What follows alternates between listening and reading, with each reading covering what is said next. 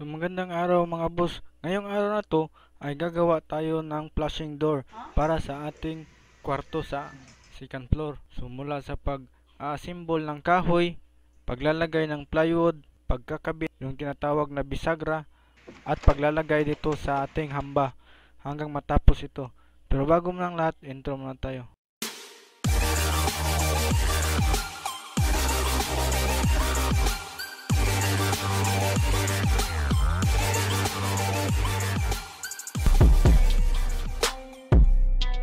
So bali meron tayong kahoy dito mga boss na 2x2. So finish na yan, clean finish. Eskwala na natin to at nakat na natin to. So ang gagawin na lang natin is i-screw na lang natin yung isang kadulo. Bali iisang screw lamang yung ilalagay natin mga boss para hindi tayo mahirapan mamaya pag nagpa-final na tayo ng eskwala. At ito pala yung pinakamurang kahoy mga boss dahil mga recycle na kahoy lang to mga boss at pinagdikit-dikit. So simulan na natin.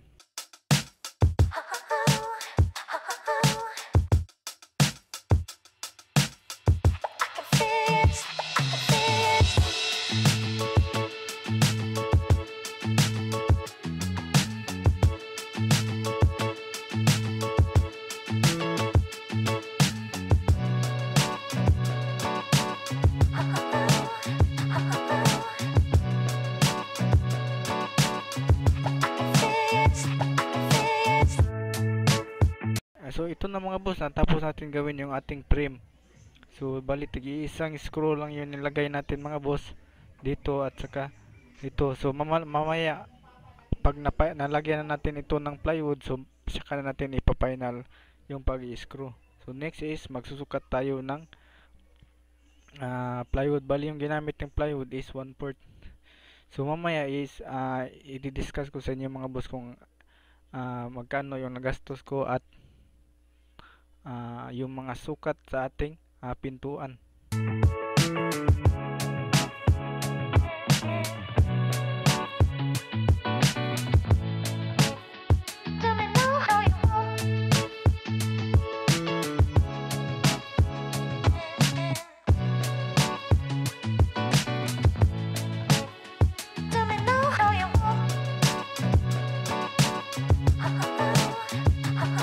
So ito na mga boss, bali ilalagay natin yung ating plywood. So ito yung ating frame. So gagamit tayo ng 1 inch na pako, yung finish yung ulo, 1/4 kilogram. So sa plywood mga boss, hahanapin niyo yung original na cut sa plywood. At yan yung iuunan yung iiskwala sa ating kahoy. Kasi mas iskwalado yung plywood kaysa sa ating kahoy o yung ating frame.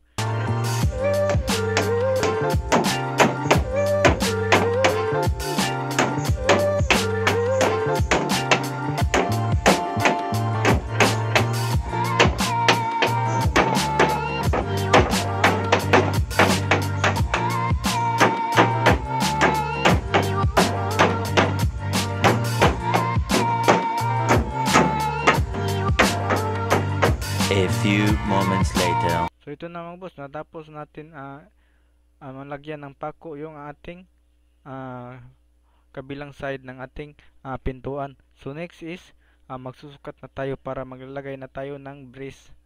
Yan. So bali tig 1 foot yung ating distansya ng ating brace mga boss. Pag nagka-cut kayo ng brace mga boss, so i-actual nyo lang ng paglagay para sure na hindi siya mahigpit. Kasi pag nangyari yan, pag mahigpit yung ating kahoy na nilagay sa gitna, yung brace natin, may posibilidad na hindi na matuwid yung ating pintuan. A few moments later. So ito na mga boss, natapos na natin yung ating unang pintuan. So bali, nalagyan na natin yan ng plywood, mga pako. At dito sa gitna mga boss, naglagay tayo ng doble na 2x2 dyan sa gitna. Para yan yung kapitan ng ating doorknob. And so dito naman sa kabila mga boss, so bali ito lang yung kinaya ng isang plywood mga boss. Yan, so bali hindi siya nalagyan lahat ng plywood. So ang gagawin natin is hanap lang tayo ng pira-pirasong plywood at ilagay natin dito. So yan mga boss, so ito yung sinabi ko kanina. So nilagyan natin ng dobleng screw para matibay na yung ating pintuan.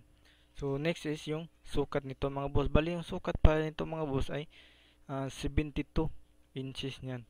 So pero yung standard nito pag nasa pintuan ng mga room ay 70. Yan yung standard niyan.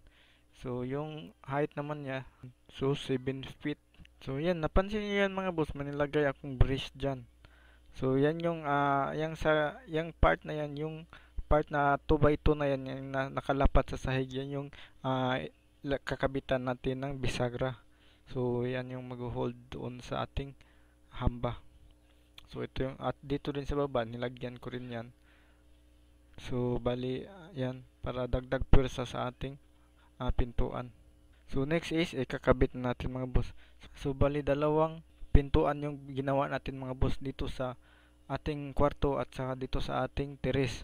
Yan, so bali yung sa terrace natin is 80 cm yung luwang at saka dito sa ating room ay 72 cm.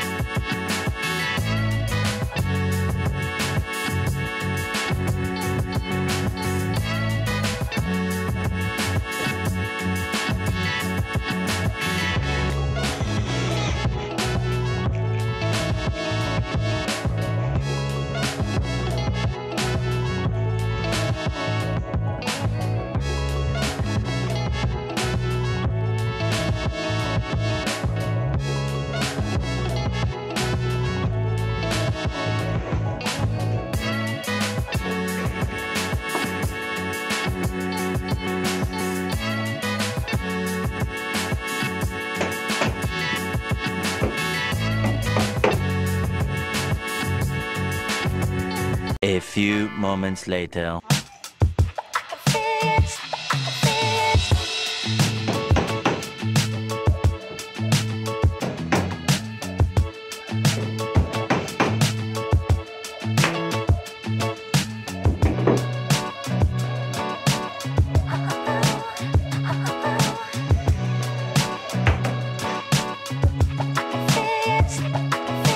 A few moments later.